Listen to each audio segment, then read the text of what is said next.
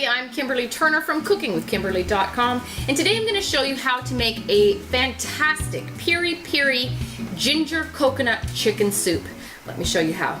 I have a nice whole chicken ready to go. I'm going to add some lemongrass to my water right now. Today I'm using some nice chunks of ginger, and that goes. I'm using about a dozen peppercorns. I have maybe 3 or 4 citrus leaves that I'm using. I have 2 bay leaves and 2 beautiful Piri Piri chilies that I've grown and dried myself. And they go.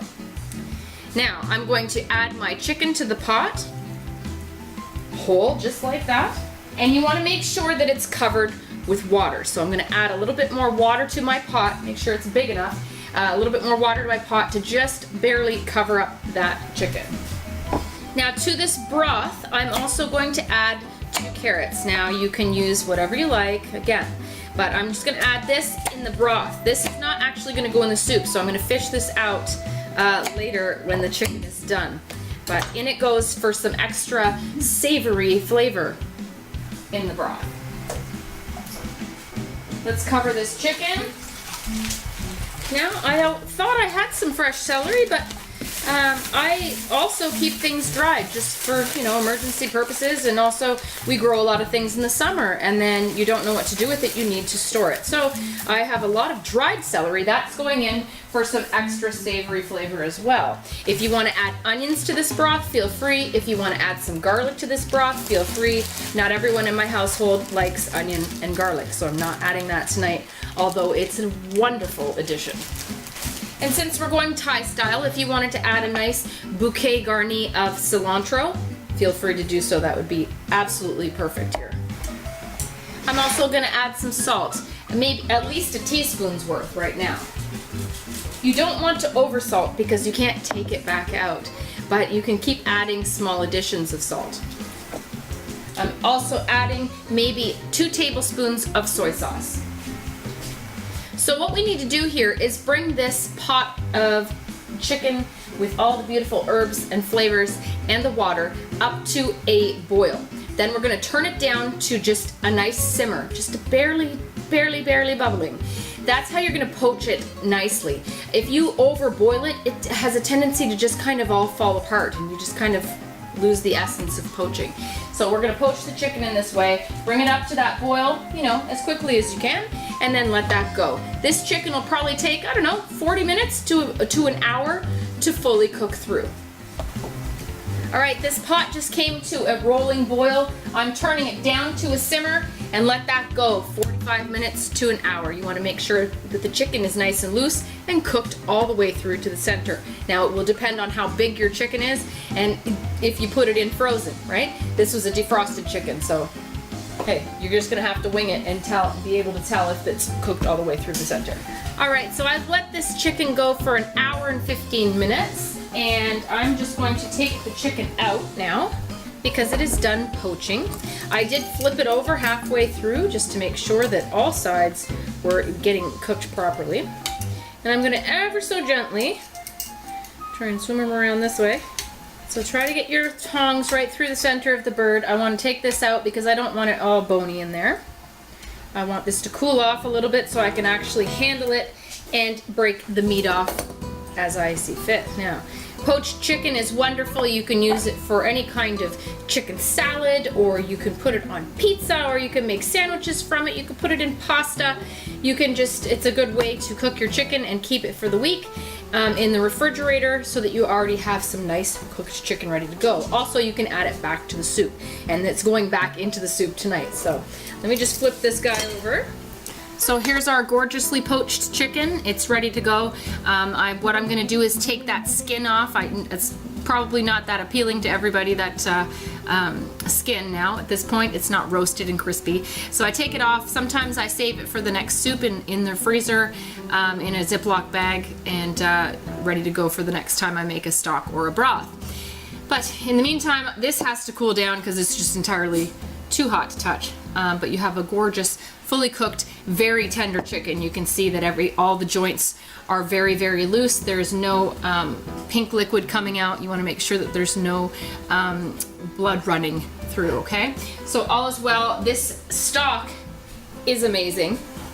Absolutely amazing. So I'm also gonna fish out a lot of these herbs and things so that I can just use the broth. You could always strain it into another pot if you wanted to, but this is not necessary. I'm going to take the carrots out because those don't actually go into my soup, but they have imparted a lot of beautiful flavor. I'm going to leave any kind of ginger in there and my hot chilies because that's going to be an accent to my soup now. I'm just fishing out the big pieces of lemongrass, and I'm also going to leave the bay leaves and the citrus leaves, and that looks really, really good. Okay, so as for this chicken, I'm gonna set it aside and we'll pick some of the meat off as we want into the bowl when we serve our soup. I'm also going to steal some of this awesome broth into another pot for someone that doesn't like creamy soup. So they're gonna have the chicken soup minus the coconut milk in it tonight. So that's gonna happen now, and then let's get started on finishing up this really quick and easy soup now. Okay, I have 12 dried shiitake mushrooms. You can use fresh ones, but I always like to have some dried mushrooms in my repertoire. These are very, very clean, and when we usually use these dried mushrooms, we end up using the liqueur anyway. So sometimes people will soak their mushrooms in a bowl or something like that first, just to make sure that they're nice and softened. But these ones can go straight in because we're gonna use that liquid anyway. But what I'm going to do is cut them into quarters, just so that, because these guys are pretty big, and that's pretty easy to do. It doesn't matter if they're perfect or not, but it's easy to cut these mushrooms, so no worries there. And in they're gonna go.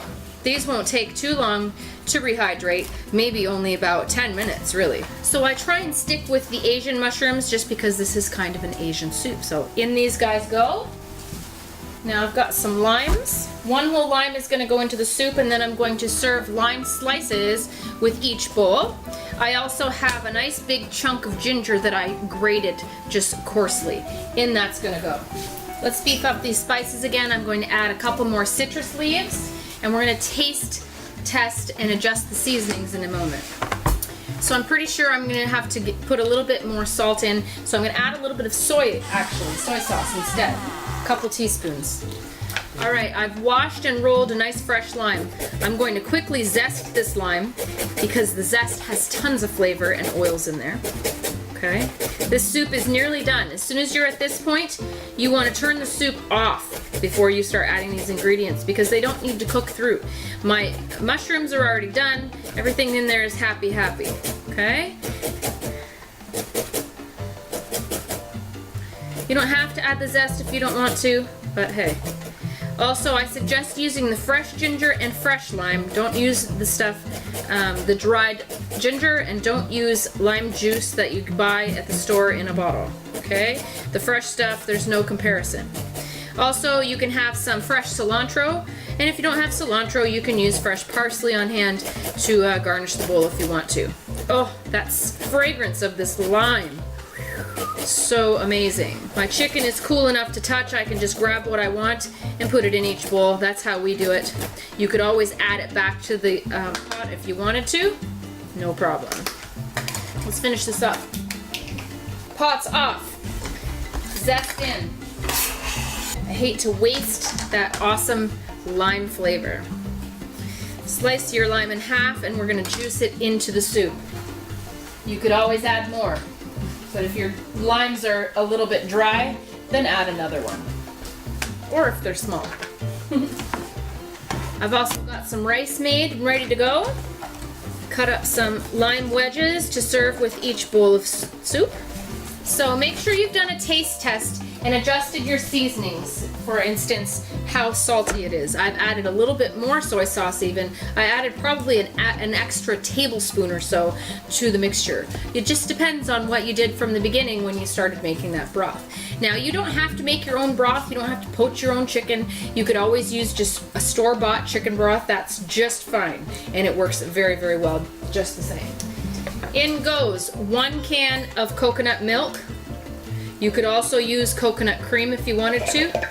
Not the sweetened kind, the cooking coconut milk.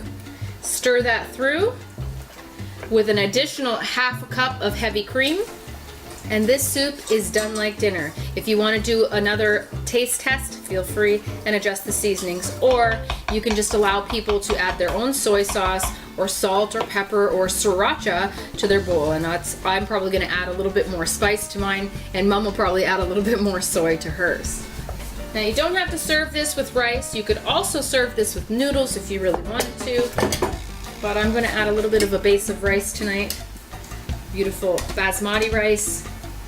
Just makes the soup a little bit more hearty. So we're gonna ladle that over. Make sure you get some of those gorgeous shiitake mushrooms in there. This beautiful broth, creamy, homemade chicken stock in there. Nice and spicy, full of herbs, earthy from the mushrooms. We've got those gorgeous citrus leaves in there and some nice fresh large chunks of ginger. I didn't use the fine grate. I used a larger grate, the one you would use for mozzarella cheese on a pizza, okay? I like the nice big chunks. Everyone tends to like a different part of the chicken. I like to go for the breast meat. My mom usually goes for darker meat than that. So I'm gonna grab some nice breast meat and just place that in my bowl. Happy, happy joy. This is one of my very, very favorite soups, and one we like to make often. Nice big chunks of chicken in there. Okay, I like kind of a rustic style. Makes me happy. And I serve it with a wedge of lime, and that's what you have. A gorgeous, creamy, gingery, spicy, Thai-style coconut ginger soup. You're gonna love this with the shiitake mushrooms with that added extra So I'm just gonna squeeze my extra lime on my soup. I like to add the lime at the end because it keeps that juice with a lot fresher flavor, brighter flavor than if you cook that lime in there, okay? And I might need some sriracha, but I'm gonna taste it just like this first. Oh, I can't wait to eat this.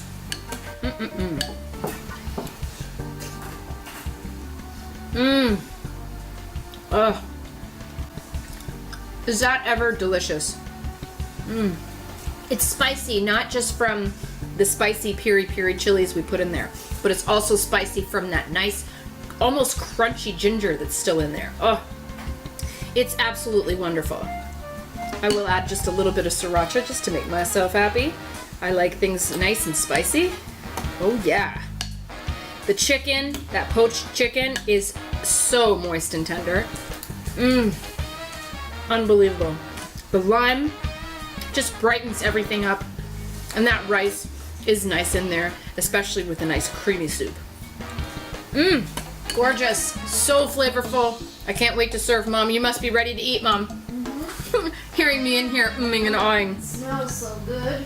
Oh, it is so good. It's delightful. So that's how you do it, folks. That's how you cook a Piri Piri ginger coconut chicken soup. You are gonna love this recipe, and you are gonna make it over and over and over again. You will crave this for sure. So you could always, instead of doing the whole poached chicken, you could just use a couple chicken breasts at the beginning and cook the soup like that. So there's a lot of options here, but I like to do the whole chicken just so that everybody has a nice chance to get whatever kind of meat they want. And that's a lot of chicken, you know, so that'll go through the whole pot. Awesome. And I love these shiitakes in there. I hope you try this soup. Everyone's gonna love this. Follow me on Twitter at Cooking with Kim, E with a capital E. Like the fan page at facebook.com/cookingwithkimberly. My shows are on iFood TV at my.fossum.tv/cookingwithkimberly, youtube.com/cookingwithkimberly. You can find my channel on Roku, Cooking with Kimberly, and I'm also syndicated on Apple TV and Amazon and a few other places. Come to my website at cookingwithkimberly.com and subscribe. Interact with us and let us know what's going on in your culinary world, all right? Be a champion in your kitchen and eat deliciously. Bye. Boy, is that good.